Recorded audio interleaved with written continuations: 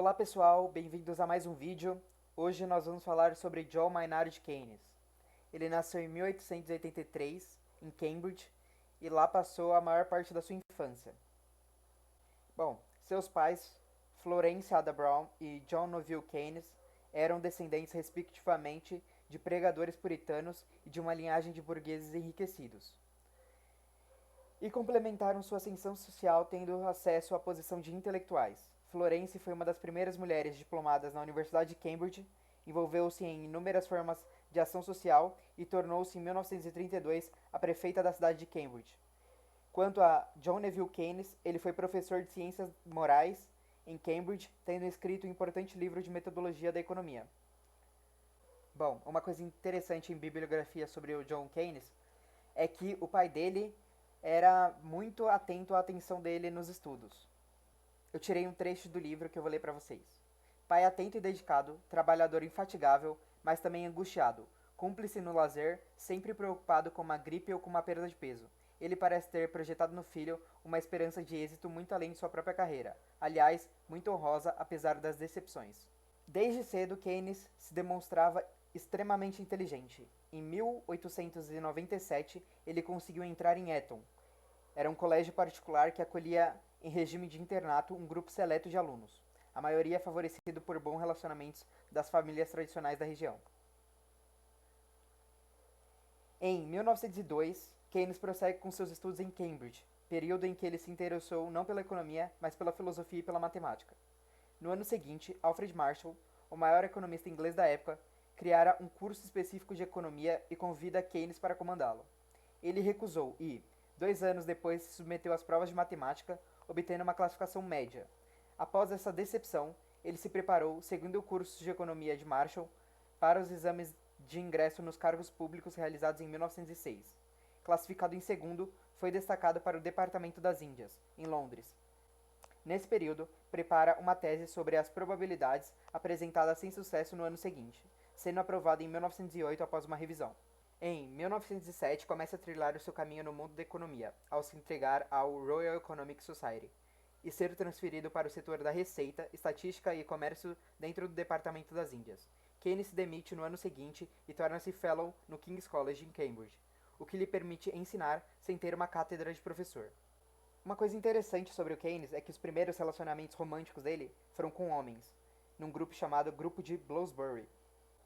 Em 1919, publicou seu ponto de vista no livro As Consequências Econômicas da Paz. Seu trabalho teve grande impacto político em praticamente todas as nações capitalistas. Durante os anos de 1920, as suas teorias econômicas analisaram a necessidade da interferência dos Estados nos mercados instáveis do pós-guerra. 2 anos depois, Keynes se apaixonou por uma bailarina russa. Eles se casaram em 1925. Essa engravidou em 1927, mas sofreu um aborto espontâneo. Keynes passou muito tempo incentivando-a a prolongar sua carreira como forma de compensar a falta de filhos. Keynes teve uma vida brilhante e intensa. Ele acumulava funções que desempenhava muitas vezes no mesmo dia, como especulador da bolsa, colaborador de políticos no auge do poder, negociador internacional, jornalista, professor na Universidade de Cambridge, autor e diretor de teatro e ainda agricultor.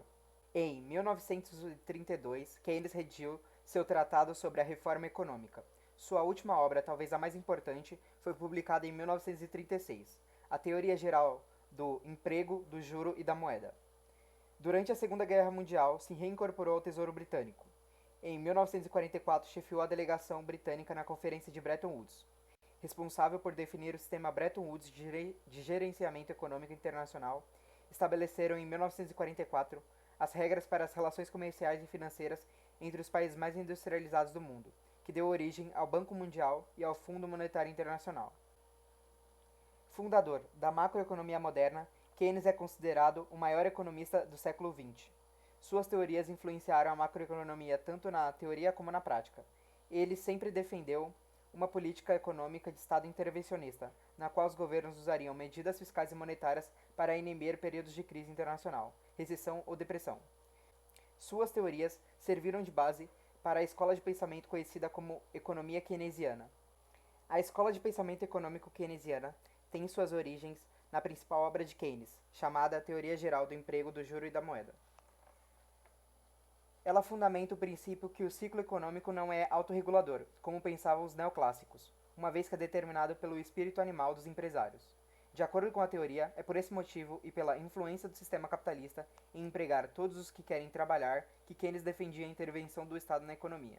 Muitos pensadores aderiram a essa escola, o que foi chamado de Revolução Keynesiana. Na década de 1930, iniciou uma revolução do pensamento econômico ao se opor às ideias econômicas neoclássicas, que defendiam que os mercados livres ofereciam automaticamente empregos aos trabalhadores, contanto que eles fossem flexíveis em suas demandas salariais. Após a Segunda Guerra Mundial, suas ideias foram adotadas pelas principais potências econômicas do Ocidente.